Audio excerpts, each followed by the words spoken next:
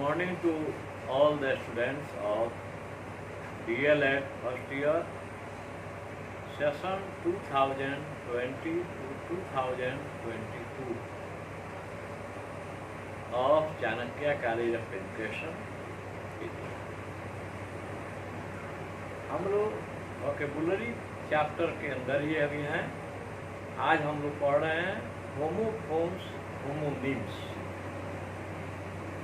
ये होमोफोन्स क्या है? एक बार एक शिक्षक अंग्रेजी के क्लास में छात्रों को पैराग्राफ लिखा रहे थे और छात्र उसको नोट कर रहे थे, लेकिन उन्होंने देखने का प्रयास किया अपने छात्रों को, तो बहुत सारे छात्र ऐसे थे जो बहुत सारी गलतियां किए थे। उन्होंने देखा कि कुछ छात्र जो हैं THERE देयर लिख दिए थे THEIR देयर के बदले, जबकि इस देयर THERE देयर का अर्थ होता है वहाँ और THEIR देयर का अर्थ होता है उनका। उसी तरह no instead of no, no मतलब नहीं NOW, KNOW, यहाँ पर के साइलेंट है, इसका भी उच्चारण सेम है लेकिन उसका अर्थ होता है जानना। वैसे ही राइट WRIT, राइट का अर्थ होता है लिखना, और लिख दिए थे राइट के बदले में RIGHT, राइट माना होता है सही, दाहिना भी होता है। एंड वन लिख दिए थे ओन के बदले में WON, वन माने एक होता है, WON ओन माने जीता, विन का पास पर होता है। Once a teacher was dictating some paragraphs to the class and students were noting it down. When he tried to see what students had written, he found that students had made some errors. He observed that some students had written their, THERE, in place of their, no in place of no, right in place of right, and one instead of one. In place of का अर्थ होता है के बदले में, की जगह पर, instead of भी होता है के बदले में या फ्री। अब हम एक विचार करें कि ये एरर्स क्यों आए। कुछ लिस्ट यहाँ पर दिए हुए हैं, A-B में लिस्ट ऑफ वर्ड्स है। एक में है ग्रेट, GREAT, ग्रेट माने महान, बड़ा। उधर बी में है इसका ग्रेट, GRAT, इसका अर्थ होता है छोटे छोटे टुकड़ों में बांट देना, to make a small pieces. दूसरा में है ब्रेक, BREAK, ब्रेक माने तोड़ना। एक है BRAKE, ब्रेक जो व्हीकल्स वगैरह में होता है, टू व्हीलर, फोर व्हीलर में, जिसके द्वारा हम गाड़ी को रोकते हैं। तीसरा है देयर, THERE, देयर माने वहाँ। उधर बी में है THEIR, देयर माने उनका, उन लोगों का अपना भी होता है। चौथा में है स्टेशनरी, जब NARY होगा तो उसका अर्थ होगा नॉट मूविंग, यानी स्थिर अवस्था में।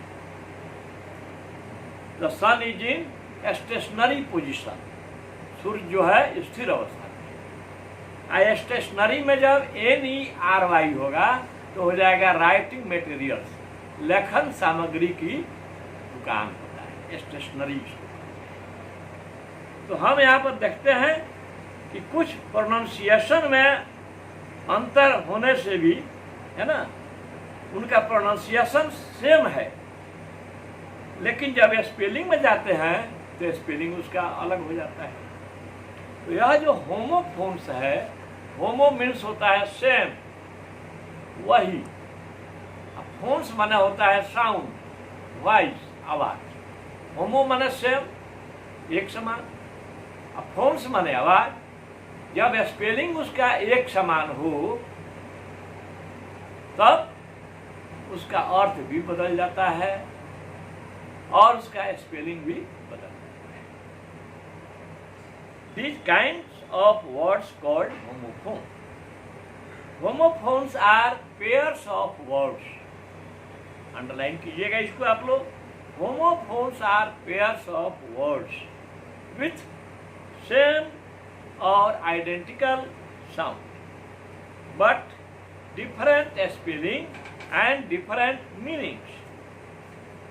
Homophones शब्दों के वे जोड़े होते हैं जिनमें उच्चारण एक समान होता है लेकिन उनका स्पेलिंग और मीनिंग अलग अलग होता है।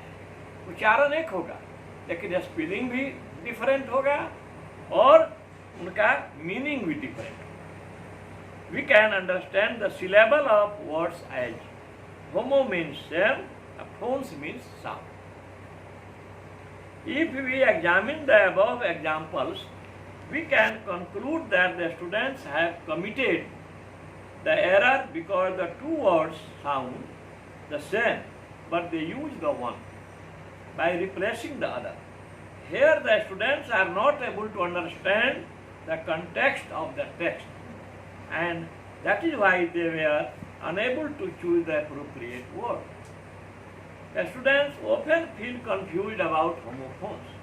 It is important and useful to make students acquainted familiar with homophones so that they can use the words appropriately. छात्र जो है अक्सर होमोफोन्स के बारे में कंफ्यूज होते हैं, इसीलिए बहुत महत्वपूर्ण और उपयोगी है कि छात्रों को होमोफोन्स से परिचित कराया जाए ताकि वे उचित शब्दों का प्रयोग उचित जगह पर कर सकें।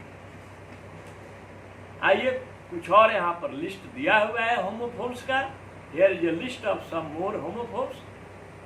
एक है न्यू, NEW, ऑब्लिक है न्यू, KNEW। अभी बताए थे हम, न्यू माने नया। जैसे द बाइक इज न्यू। एक है KNEW पर के साइलेंट है उच्चारण उसका अर्थ होता है ही न्यू द मैटर, वह मैटर जान गया। उसी तरह एक्सेप्ट, ACCEPT, एक्सेप्ट का अर्थ होता है मंजूर करना। ही एक्सेप्टेड माई एप्लीकेशन, उसने मेरा एप्लीकेशन मंजूर किया। आई एक्सेप्ट, EXCEPT, एक्सेप्ट का अर्थ होता है के अलावा। All went to Patna except the old man, परिवार में सब लोग पटना चले गए एक बूढ़ा आदमी को छोड़ के। उसी तरह है तीसरा में sale, SALE, this house is for sale, यह घर बिक्री के लिए। ISAIL, सेल माने नाव खेना। He was sailing across the river, वह रिवर के आस पार नाव खे रहा था। फेयर मीन्स सुंदर, his face is fair, his writing is fair. And एक है फेयर, FARE, यह इसका अर्थ होता है किराया भाड़ा। He went on, he lived in the house on fair, वह किराए के मकान में रहता है। ऐसे ही पांचवा है डियर, DAR, डियर माने प्रिय, he is my dear friend. DEER, dear माना हरिण, दिस इज ए डियर। ऐसे ये हेयर, कम हेयर, यहाँ आइए HERE होगा तब, HEIR होगा तब हो जाएगा हिज हेयर इज ब्लैक, उसका बाल काला है। तो बच्चों यह हो गया छात्रगण, यह जो हो गया आप लोगों का यह होमोफोन्स का होगा। अब होमोनिम्स के बारे में हम लोग चर्चा करेंगे। उसमें आपने देखा होमोफोन्स में कि homophones are pairs of words having same spelling, having same pronunciation, same sound but different meanings and different spelling.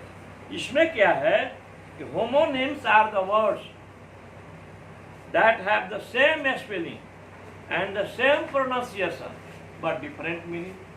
homonyms में क्या होता है, ये भी पेयर ऑफ वर्ड्स होता है, लेकिन इसमें स्पेलिंग और प्रोनाउंसिएशन दोनों एक होता है, लेकिन अर्थ उसका जो है वो अलग अलग हो जाता है.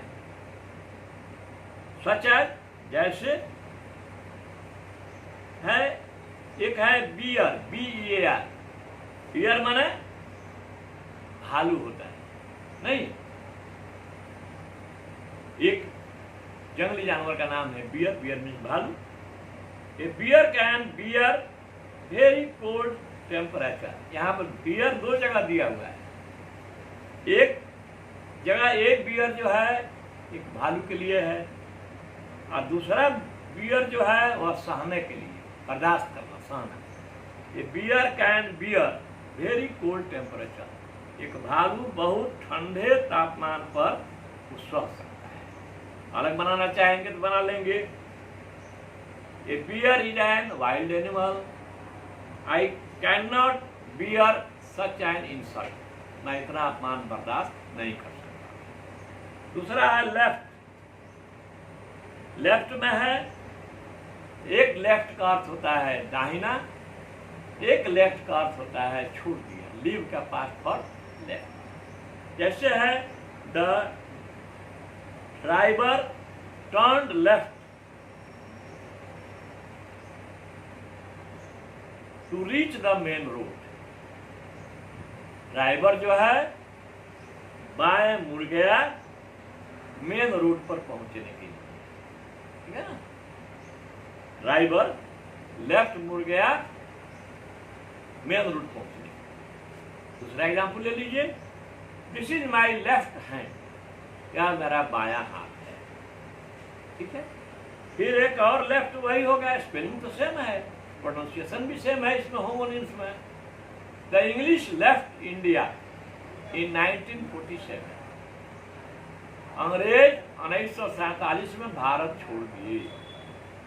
ठीक है ना. लीव का पास्ट, लीव माने छोड़ना, लेफ्ट हो गया पास्ट फॉर. तो लेफ्ट में देख लिया आपने, एक लेफ्ट का अर्थ हो गया बायां हाथ, और एक लेफ्ट का अर्थ हो गया क्या, छोड़ दिया. तीसरा है फेयर. FAIR. फेयर माने होता है कलर, रंग. She is fair coloured. वह गोरे रंग की है.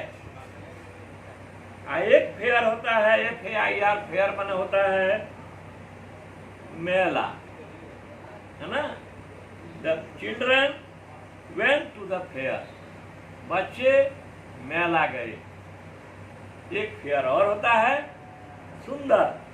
His fair is, his writing is fair. उसकी लिखावट सुंदर है. अब आइए एक और ले लीजिए एग्जाम्पल. Right, RIGHT. एक राइट का अर्थ होता है दाहिना, एक राइट का अर्थ होता है सही. जैसे है RIGHT. His answer is right. उसका आंसर सही है. RIGHT. He turn to the right and reach the main road. वह दाहिने मुड़ा और मेन रोड पर आ गया. चाहे this is my right hand. तो यह प्रश्न आता है, हर साल आता है DLED में. किसी साल होमोफोन्स दे देता है, किसी साल होमोनिम्स दे देता है, किसी साल दोनों में आंसर, दोनों में डिफरेंस पूछता है, distinguish between homophones and homonyms.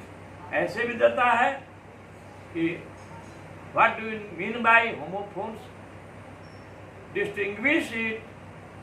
Distinguish homophones from homonyms with suitable examples. तो इस पर होमोफोन्स आवे चाहे होमोनिम्स आवे चाहे दोनों आवे, इसको आप 4-5 एग्जाम्पल के सहारे सेंटेंस बना देना है. डेफिनेशन लिख देना है, सेंटेंस बना देना है. Thank you. Stay home and be safe.